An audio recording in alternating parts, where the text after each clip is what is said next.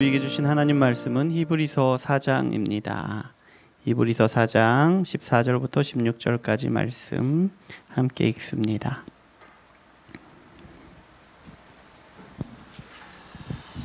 히브리서 4장 14절부터 16절까지 말씀입니다.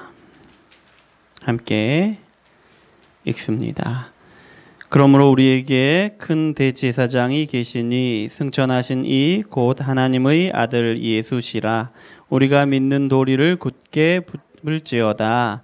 우리에게 있는 대제사장은 우리의 연약함을 동정하지 못하실 리가 아니요 모든 일에 우리와 똑같이 시험을 받으신 이로되 죄는 없느니라. 그러므로 우리는 긍휼하심을 받고 때를 따라 돕는 은혜를 얻기 위하여 은혜의 보좌 앞에 담대히 나아갈 것이니라. 아멘. 자, 우리 잠깐 기도하겠습니다. 사랑의 하나님, 참 감사합니다. 하나님의 은혜로 주님의 말씀을 들고 강단에 섭니다. 하나님의 은혜로 주님이 주시는 말씀을 듣는 자리에 나옵니다. 하나님의 은혜가 우리 가운데 충만하시기를 원합니다. 말씀을 들을 때에 우리의 귀를 열어주시고, 말씀을 들을 때에 우리의 마음이 뜨겁게 하시고, 말씀을 들을 때에 우리의 삶을 변화시키시는 놀라운 역사들을 경험할 수 있도록 주님 붙들어 주시옵소서. 두렵고 떨림으로 말씀 앞으로 나아갑니다. 주님 말씀하여 주시옵소서. 예수 그리스도 이름으로 기도합니다. 아멘. 자, 우리 서로 인사 좀 하시면 좋을 것 같아요. 예. 서로 안색을 살피시고 어떻게 지냈는지 얼굴로 한번 확인하시고, 표정만 봐도 아시지요? 한 주간 어떻게 사셨는지. 네. 서로 이렇게 얼굴도 이렇게 오셔서 좀 얼굴을 좀 살펴주세요. 그리고 어떻게 살았는지 물어봐 주시고 좋을 것 같아요. 그러면 오늘은 믿음의 확신 회복이라는 제목으로 말씀을 나누기를 원합니다. 지난주 말씀이 믿음의 확신이었고요. 믿음의 확신의 회복입니다. 오늘은 섬김, 봉사, 헌신, 교회에서 많이들 강조하죠. 왜냐하면 이 섬김이라는 것은, 봉사, 헌신이라는 것은 우리의 믿음의 확신을 강하게 만들어주기 때문이에요. 우리가 섬길 때에 우리 안에는 이전과 다른 욕심이 생깁니다. 이렇게 섬겨야지, 더 잘 섬겨야지, 아이고 좀 더 잘할 걸, 이런 마음들이 생겨요. 이전에는 이런 부류의 사람이 아니었는데 그저 나만 생각하고 우리 가족만 생각하던 그런 사람이었는데 이제는 이런 욕심들이 생겨요. 이전과 다른 기질이 생긴 거죠. 그러면 우리는 깨닫습니다. 성령께서 내 안에 없던 일을 내 안에서 이루셨구나. 성령님이 내 안에 역사하고 계시는구나. 열심히 섬기다 보니 우리 안에서 역사하시는 성령님의 역사하심을 경험하게 되는 겁니다. 그러다 보니 우리의 믿음의 확신이 더욱더 견고해지고 충만해지는 거죠. 그런데요, 우리가 열심히 교회 일을 또 섬기다 보면, 봉사하다 보면, 헌신하다 보면 어느 순간에 자기도 모르게 어떤 착각에 빠지게 될 때가 있습니다. 우리가 오직 믿음으로 구원받았다는 믿음이 흐려지는 거예요. 어떻게 흐려지냐면요, 우리가 구원받는 것에 어느 정도는 섬김이 보탬이 된다고 생각하는 겁니다. 원래는 그렇게 생각하지 않았어요. 원래는 그렇게 생각하지 않았는데 열심히 섬기다 보니까 성령의 역사를 경험하는 거예요. 성령님이 내 안에 주시는 그런 마음, 내 안의 변화, 이런 것들을 경험하는 거예요. 그러다 보니까 내 안에 믿음의 확신이라는 것이 이렇게 견고하게 자리를 잡는 거예요.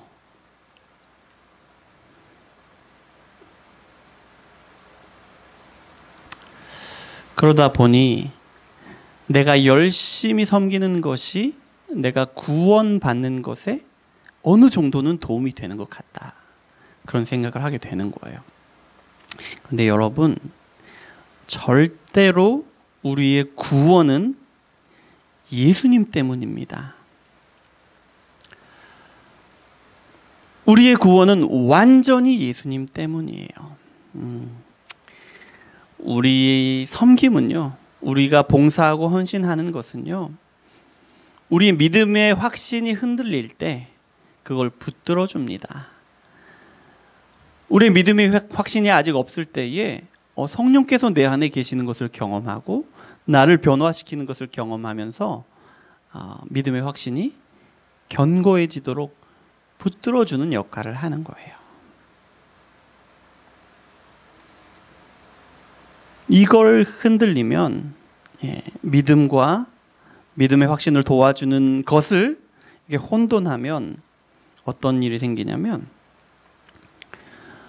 우리의 믿음의 확신을 강하게 만들어주는 것, 그것이 섬김이든지 다른 어떤 것이든지 우리의 믿음의 확신을 도와주던 것들이 오히려 우리의 믿음의 확신을 흔들어버리는 그런 경험을 하게 되는 겁니다. 자, 이처럼 믿음의 확신을 흔들리는 것들이 우리 삶 속에 많이 있어요. 우리 섬김도 그렇고요. 많이 있는데 차근차근 하나씩 살펴보도록 하겠습니다. 오늘은 먼저는 우리 믿음의 확신을 흔드는 것이 있는데 무엇이냐면 순종하는 삶을 살지 못하는 것. 순종하는 삶을 살지 못하는 것이 우리의 믿음의 확신을 흔듭니다. 자, 우리가 예수님을 믿지요. 그래서 매주 나와서 예배하는 것이지요. 또 말씀을 듣습니다. 매주 말씀을 듣죠. 그런데 이제 교회에서 나가서 우리 삶으로 들어갔을 때는 우리가 얼마나 그 말씀을 붙들고 살아갑니까? 얼마나 그 말씀에 순종합니까? 그러지 못할 때가 많죠. 말씀을 붙들고 순종하지 않는 상황들이 훨씬 더 많지요. 분명히 예수님을 믿고 말씀을 듣지만 우리 삶 속에서는 말씀을 붙들고 순종하는 몸부림이 많지 않은 거죠. 실질적인 순종이 우리의 삶 가운데 없는 거예요. 이런 삶이 계속되다 보면 우리의 믿음의 확신이 흔들립니다. 왜냐하면 예수님을 구주로 믿고 예수님을 사랑한다는 증거가 우리 삶에서 우리 눈에 보이지 않는 거예요. 그러면 예수님이 우리를 구원하시는 은혜가 우리 일상에서는 느껴지지 않는 거죠. 그러면 우리의 믿음이 흔들리는 것입니다. 내가 정말로 예수님을 믿고 있는가? 어느 날 문득 생각하게 되는 거죠. 두 번째, 또 무엇이 우리의 믿음의 확신을 흔드느냐? 고난이 우리의 믿음의 확신을 흔듭니다. 여러분, 우리는 간혹 고난을 만나면 이렇게 생각할 수 있습니다. 하나님이 나를 사랑하시지 않는 건가? 이런 생각을 할 수 있습니다. 하나님이 나를 사랑하시면 왜 나를 이렇게 힘든 상황에 두시겠어? 이런 힘든 일이 왜 내게 생기겠어? 생각하게 되는 거죠. 여러분, 고난은 이렇게 하나 딱 오고 말지 않잖아요. 이게 막 세트로 옵니다. 한 가지만 생기는 것이 아니라 연달아 오고요. 그 힘든 게 견디기 힘들게 오는 거예요.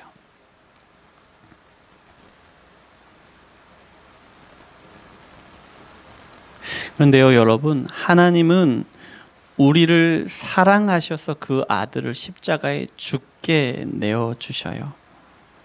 예수님은 우리를 사랑하셔서 십자가에 스스로 죽으십니다. 우리를 구원하시기 위해서 죽으신 거죠. 그래서 하나님이 우리를 사랑하시고 예수님이 우리를 사랑하시는 사랑은 더 이상 증명할 필요가 없는 사랑이에요. 틀림없는 사랑이죠. 어떤 사랑도 자기 자식을 내주는 그런 사랑은 없습니다. 그렇죠? 그런데 그렇게 사랑하시는, 우리를 그렇게 사랑하신다는 하나님이 왜 우리한테 그런 고난을 주십니까? 왜 주십니까? 여러분, 고난에는 여러 가지 기능이 있습니다. 잘 들어보셔요. 고난은 먼저 우리의 마음을 하나님께로 향하게 합니다. 우리에게 고난이 찾아오면 이런 마음이 들죠. 하나님, 왜 이런 고난을 저한테 주세요? 왜 이렇게 저를 힘들게 하세요? 이런 마음이 들죠. 이렇게 묻는 것이 이미 고난 때문에 하나님을 바라보는 거예요. 고난이 있기 전에는 하나님께 이렇게 묻지도 않았어요. 근데 고난이 닥치니까 하나님, 왜 이렇게 나를 힘들게 하셔요? 왜 이런 고난을 나에게 주세요? 하나님을 보는 거예요. 고난의 이유를 선명하게 깨닫지 못할 때가 많습니다. 하지만 그렇더라도 하나님이 우리에게 주시는 말씀 가운데, 또 기도하는 가운데 하나님의 위로와 도우심을 발견하지요.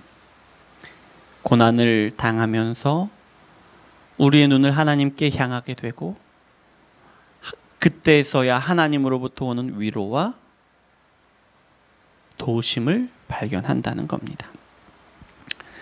또 고난은 우리를 성숙하게 합니다. 여러분, 고난은요, 우리가 그냥 견딜만 하면 그건 고난 아니에요. 고난은 뭐냐면요, 도저히 인내할 수 없는 상황을 고난이라고 합니다.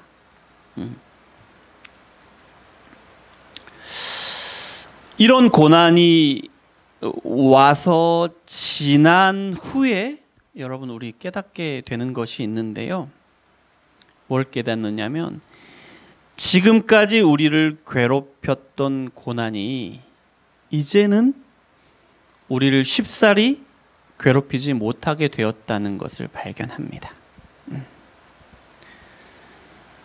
그동안에는 우리 믿음을 뿌리째 흔들어 버렸던 그런 고난이었는데, 이제는 이 정도 고난에는 우리 믿음이 흔들리지 않는 것을 발견하는 거예요. 고난으로 우리가 더 성숙해지는 거죠. 또 여러분, 고난은 하나님의 은혜와 영광을 드러냅니다. 하나님의 은혜와 영광을 드러냅니다. 사도 바울은요, 하나님께 육체의 가시를 제거해 달라고 여러 차례 기도합니다. 여러 차례 기도합니다. 그런 사도 바울의 기도를 들으시고 하나님이 하시는 말씀이 내 은혜가 내게 족하다라고 말씀하세요. 하나님의 은혜가, 그리스도의 은혜가 사도 바울에게 족하다 말씀하셔요. 치료하지 않으시고요, 그대로 두시고요, 내 은혜가 내게 족하다 말씀하시는 거예요. 바울은 복음을 전하는, 이방인들에게 복음을 전하는 사역의 부르심을 받았고 정말 충성을 다하고 있었습니다. 그런데 육체의 질병이 생겼어요. 그게 뭐 안질이네, 누구는 간질이네 하지만 뭔지는 정확히 몰라요. 하지만 이 육신의 질병 때문에 너무너무 어렵습니다. 다른 게 아니에요. 다른 일로 살아가지 않아요. 자기가 부자가 되려고 살아가는 사람이 아니잖아요, 바울이. 복음을 전하기 위해서 모든 것들을 다 쓰고 있는데 이 질병 때문에 어렵단 말입니다. 복음을 전하기 위해서 내가 할 수 있고 내가 해야 할 일이 눈앞에 뻔히 보여요. 그런데 이놈의 질병 때문에 내가 해야 하고 내가 할 수 있는 그 일을 할 수가 없는 거예요. 얼마나 답답합니까? 얼마나 힘들겠어요. 그런데도 하나님이 뭐라고 말씀하시냐면 내 은혜가 내게 족하다라고 말씀하십니다. 이게 무슨 말씀이냐면요, 바울에게 맡기신 복음 사역이 바울의 능력이 아니라 그리스도의 능력에 달려 있다라는 말씀이에요. 바울이 사역하죠. 바울이 자기 인생을 걸고 목숨을 걸고 사역하는 것이에요. 그렇지만 바울의 사역이 아니라 하나님의 역사라는 거예요.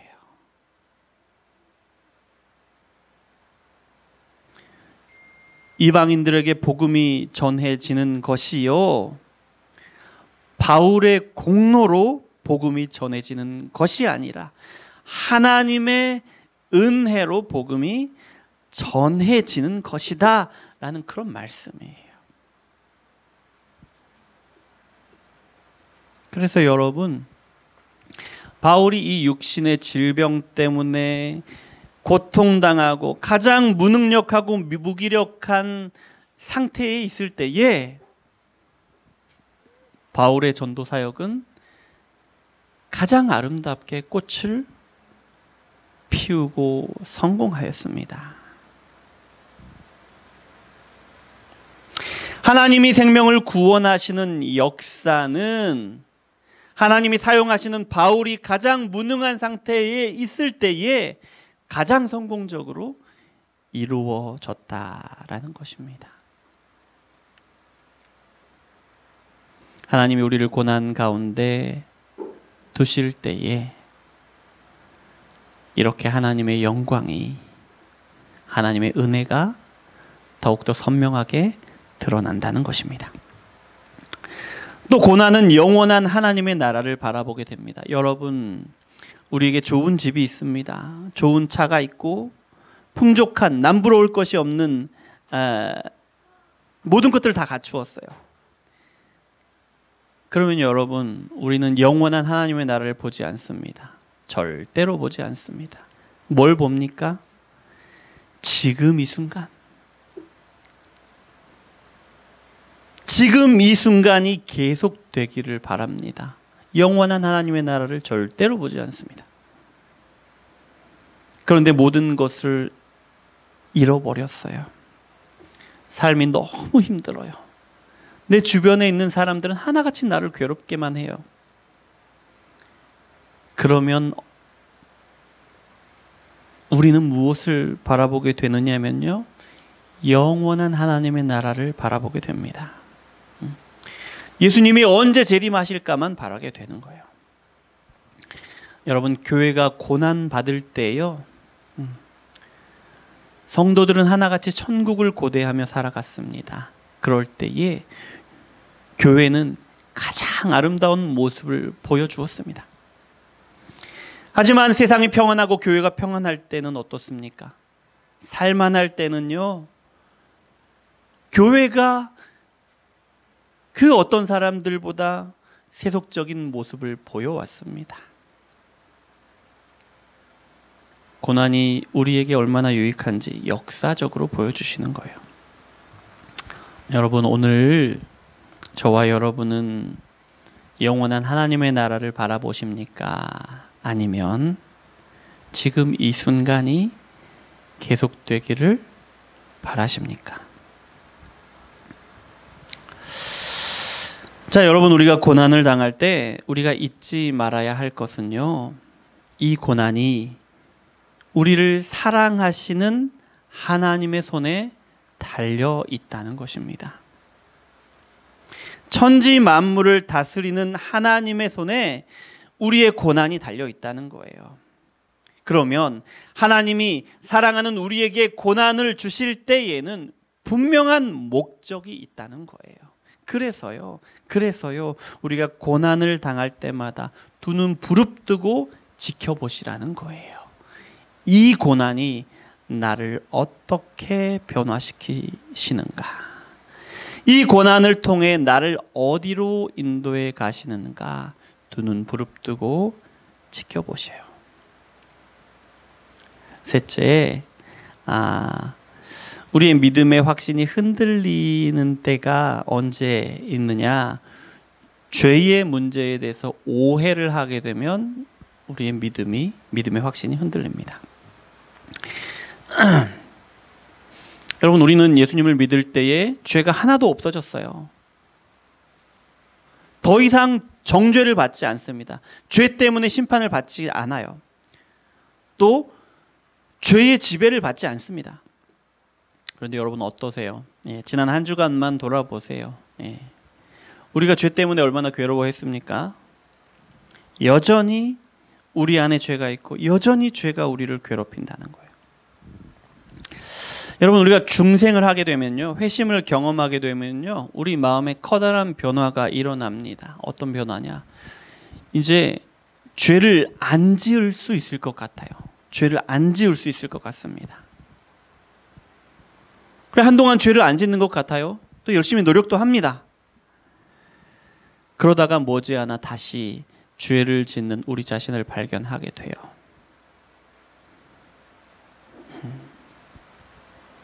그러면 오해가 생기기 시작하는 거예요. 오해가 생기는데, 내 회심은 구원받는 많은 과정 가운데 한 단계에 불과하구나. 내가 아직 구원받은 것이 아니구나. 내가 아직 그리스도인이 아니구나 하는 오해에 빠지게 된다는 거예요.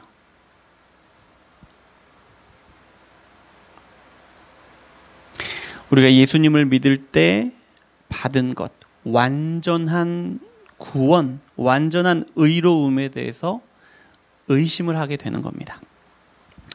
여러분, 예수님을 믿을 때 우리는 예수님과 한 몸이 됩니다. 예수님과 연합, 그리스도와의 연합이라고 하는데요, 예수님이 십자가에 죽으실 때 예수님과 연합한 우리도 십자가에서 죽은 거예요. 예수님이 하나님의 말씀에 순종한 모든 것이 예수님과 연합한 우리가 순종한 것이에요. 그래서 예수님과 연합한 우리는요, 예수님을 믿을 때 예수님과 한 몸이 된 우리는 하나님 앞에 설 때 어떻게 하나님이 대하신다고요? 예수님을 대하는 것과 똑같이 우리를 의롭게 대해 주신다라는 거예요. 네. 그런데도 죄가 우리를 괴롭힌단 말입니다. 그런데도 죄가 우리를 괴롭혀요. 물론 우리를 정죄할 수 없습니다. 그 죄 때문에. 우리를 지배할 수 없어요, 죄가. 하지만 죄는 여전히 우리를 속일 수 있어요. 죄는 여전히 우리를 유혹할 수 있습니다. 죄에 속아서, 죄의 유혹에 넘어가서 죄를 짓게 될 때에 괴롭습니다. 괴로워요. 믿음이 많이 흔들리죠. 내가 또 죄를 짓고 있네.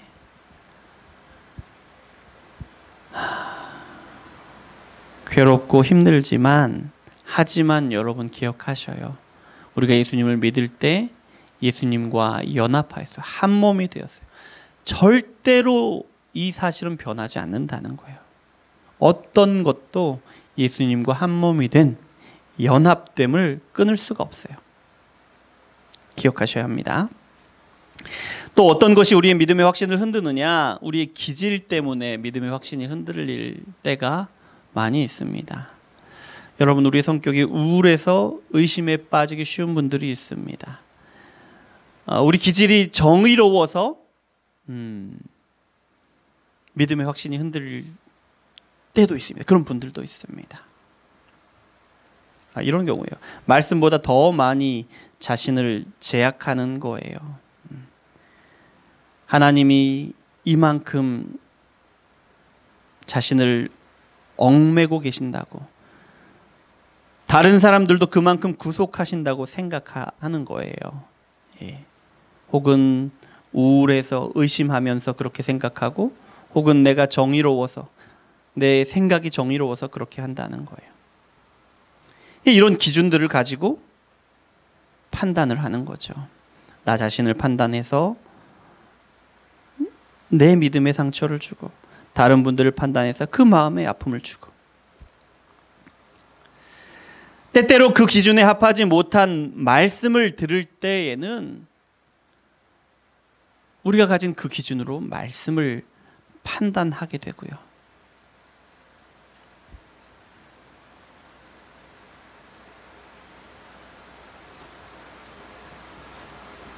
그러면서 성경이 어느 부분은 문제가 있네, 설교가 어느 부분은 부족하네 느끼는 거예요.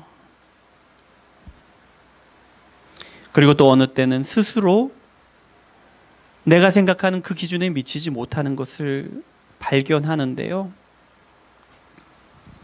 그러면 스스로 의심하는 거예요. 내가 잘 믿지 못하는 것 같다고, 내가 믿음이 없는 것 같다고. 여러분, 그런데 믿음의 확신이라는 것은요, 우리 의식이에요. 의식의 한 부분이에요. 여기 계신 몇 분 안 되는 분들이지만 삶에 살아온 배경도 너무 다르고요, 복음에 대해서 이해하는 부분도 너무나도 다르죠. 심리적인 것도 너무나도 달라요. 이렇게 서로 다른 한 분 한 분 속에 복음의 진리가 들어가게 되는 것인데요. 그래서 우리의 믿음이라는 것은, 믿음의 확신이라는 것은 육체적인 상황이나 감정의 영향을 받지 않을 수가 없다는 거예요. 그래서 여러분, 우리가 민감하게 분별해야 하는데요, 우리의 믿음의 확신이 흔들릴 때 그것이 우리의 감정의 문제는 아닌지, 우리의 믿음이 흔들릴 때, 확신이 흔들릴 때 그것이 우리의 육체적인 어떤 문제는 아닌지 여러분 잘 분별하고 판단해야 합니다. 성경이 기준이 아니라 내 정의가 기준은 아닌지, 내 감정이 기준은 아닌지 판단하시라는 거예요. 내 기질, 내 감정, 내 정의가 기준이 아니라 성경을 기준으로 내 기질을 판단하고, 내 감정을 판단하고, 내 정의를 판단해야 한다라는 겁니다. 성경을 기준으로 내 자신을, 우리 자신을 판단해야 한다는 겁니다. 성경을 기준으로 우리 형제와 자매를 바라보고 그 사랑으로 교회를 바라보아야 한다라는 겁니다. 또 다섯 번째로 우리의 믿음의 확신을 흔드는 것이 있는데, 마귀의 공격이 우리의 믿음의 확신을 흔듭니다. 여러분, 사탄은 우리를 멸망시킬 수 없습니다. 절대로 멸망시킬 수 없습니다. 사탄도 너무나도 잘 알아요. 그래서 마귀의 전략은, 우리가 예수님을 믿고 난 다음에, 구원받은 다음에 마귀의 전략은 무엇이냐면, 예수님과의 새로운 관계를 즐기지 못하도록 최대한 방해를 하는 겁니다. 이것이 마귀가 우리에게 가장 원하는 거예요. 우리를 어차피 지옥에 보내지 못해요. 구원받은 우리를 지옥에 보내지 못합니다. 대신에 우리가 예수님의 제자라는 것, 하나님의 백성이라는 것, 자녀라는 것 즐기지 못하고 누리지 못하게 만들어요. 최대한. 창세기 3장 1절에 뱀이 여자에게 묻습니다. 이렇게 물어요. 하나님이 참으로 너희에게 동산 모든 나무의 열매를 먹지 말라 하시더냐? 아니요, 하나님이 모든 걸 다 먹고 언제든지 마음껏 먹으라고 하셨어요. 그런데 이렇게 물어본단 말이에요. 무슨 말입니까? 하나님은 너희의 자유를 그렇게나 구속하시는 분이더냐? 이렇게 묻는 거예요.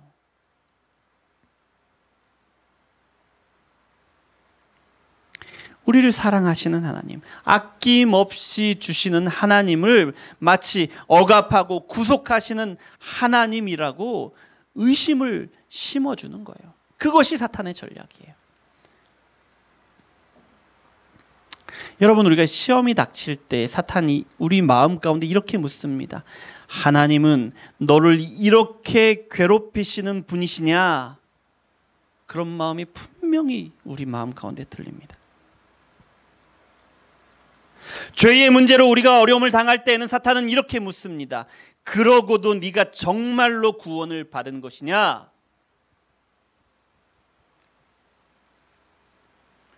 사탄은 우리의 기질도 이용하고 우리의 상황도 이용합니다. 우리의 연약함도 이용해서 우리의 믿음의 확신을 흔드는 거예요. 그래야 우리가 하나님의 자녀라는 이 즐거움, 기쁨을 온전히 누리지 못하니까요. 그러고 보면 여러분, 우리의 믿음의 확신이 흔들리는 모든 순간마다 사탄의 계략이 숨어 있다는 사실을 발견하게 됩니다. 근데 사탄이 이렇게 하는 목적이 뭐라고요? 우리의 구원을 실패하게 만드는 것이라고요? 아니라는 거예요. 하나님과의 새로운 관계를, 그 기쁨을, 그 즐거움을 누리지 못하도록 최대한 방해를 하는 것이라는 거예요. 사탄의 전략이 그거예요. 이미 우리를 구원받은 우리를 멸망시킬 수 없으니까 어떻게든 하나님과의 관계를 떨어뜨려 놓고 하나님을 의심하게 만들고 하나님 안에서 평안함을 누리지 못하게 만들고 우리의 믿음을 의심하게 만들어서 어떻게든 그 기쁨을 누리지 못하게 하는 거예요. 사탄의 계략에 대해서는 이렇게 정리를 할게요. 우리의 믿음이 흔들리는 모든 상황 가운데 사탄이 계략이 있습니다. 하지만 이렇게 얘기하면 자칫 잘못하면 모든 것이 사탄이 잘못해서 그런 게 될 수 있어요. 그래서 우리는 이렇게 정리를 할게요. 믿음이 흔들리는 사탄의 계략에 넘어가는 우리의 연약함, 이렇게 생각하자. 믿음이 흔들리는 것은 사탄의 계략에 넘어가는 우리의 연약함이다. 우리가 싸워야 하는 것이, 우리가 기도하고 하나님의 도우심을 구해야 할 것이 물론 사탄의 계략에 넘어가지 않는 것이지만 또한 우리가 하나님의 도우심을 구해서 우리의 연약함과 싸워야 하는 일이다라는 거예요. 믿음의 확신을 지키기 위해서. 자, 그러면 우리가 어떻게 하면 믿음의 확신이 흔들리지 않을 수 있을까요? 어떻게 하면 믿음의 확신이 흔들리는 가운데 회복을 얻을 수 있습니까? 이거예요. 어렵지 않습니다. 그러니까 예배 속에는 찬양과 기도와 말씀을 듣고 깨닫고 붙드는 일이 다 들어있어요. 예배와 사역과 교제의 삶을 소중히 여기고 멈추지 않는 것입니다.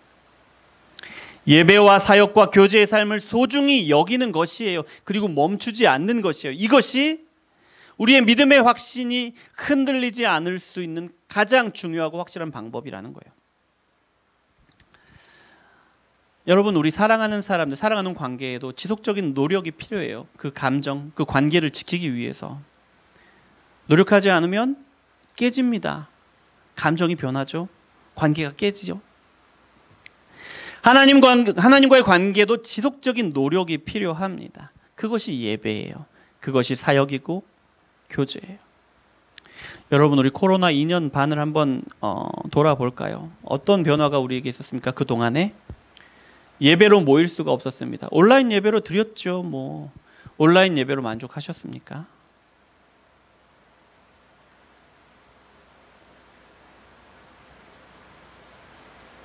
이 년 반 동안 우리는 예배로 모일 수 없었고 사역이 멈췄고 교제할 수 없었어요. 2년 반이라는 긴 시간 동안. 그 결과 어떻게 됐습니까? 하나님과의 관계가 어려워지지 않으셨어요?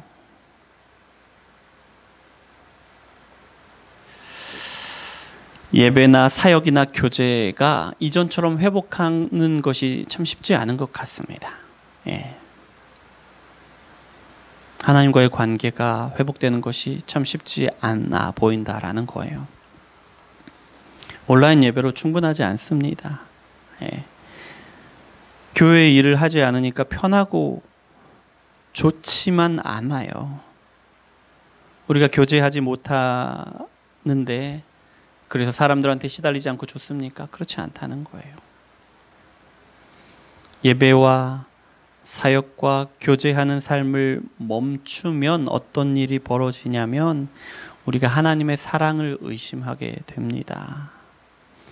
예배와 사역과 교제를 멈추면 우리의 믿음의 확신이 흔들리게 됩니다. 반대로 말하면 우리가 예배를 회복하고 사역을 다시 시작하고 교제를 사모하고 모이기에 힘쓰면 우리 안에서 하나님의 사랑이 회복된다는 거예요. 우리 안에서 믿음의 확신이 다시 견고하게 세워진다는 겁니다. 저는 최근에 고민에 빠졌습니다. 내가 부족하구나. 내 설교가 충분한 은혜를 끼치지 못하는 건가? 혹시 설교 중에 어떤 부분이 상처를 주지는 않는가? 성도님들의 어려움에 아무런 도움을 주지 못하는 건 아닐까? 한 분 한 분의 영혼을 사랑하는 마음을 충분히 전하지 못하고 있는 건 아닐까? 고민에 빠졌습니다.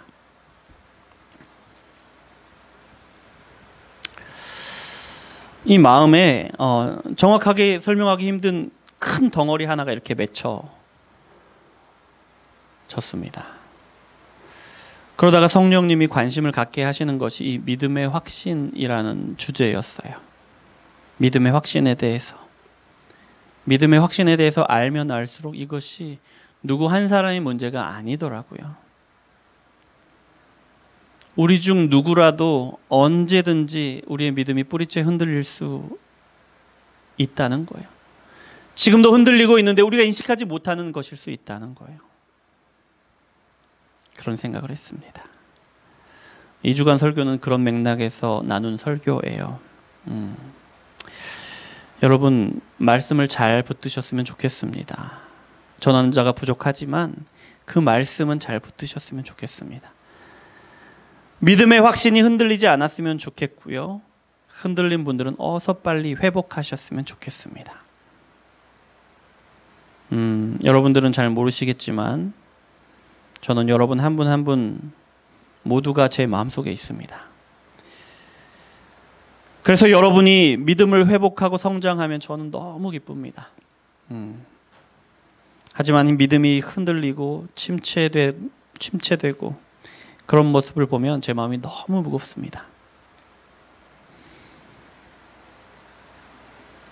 여러분의 믿음이 흔들리면, 믿음의 확신이 흔들리면 큰 덩어리 하나가 제 마음에 턱 하고 얹어지는 것 같아요. 여러분 함께 예배해 보면 알 수 있거든요. 눈에 너무 잘 보이거든요. 바라건대 여러분 믿음의 확신을 회복하시기를 원합니다. 더욱더 견고해지셔서 흔들리지 않으시기를 소망합니다. 기도하겠습니다. 사랑의 하나님 참 감사합니다. 우리를 사랑하셔서 말씀 주시니 감사합니다. 하나님 오늘 우리가 드리는 이 예배가 얼마나 소중한 것인지 얼마나 능력 있는 것인지를 말씀을 통해서 다시 한번 확인합니다. 하나님의 성령께서 우리 가운데 열심을 주셔서 우리 마음을 감동하셔서 우리가 예배에 열심을 부리고 우리가 교제에 열심을 부리고 우리에게 맡기신 사명에 사역에 열심을 부릴 수 있도록 도와주시옵소서. 그래서 우리의 마음 가운데 흔들리지 않는 믿음의 확신이 세워지게 도와주시고 우리 마음 가운데 하나님의 사랑으로 충만하게 될 수 있도록 주여 역사하여 주시옵소서. 예수 그리스도 이름으로 기도합니다. 아멘. 자, 우리 성찬식 잠깐 나눌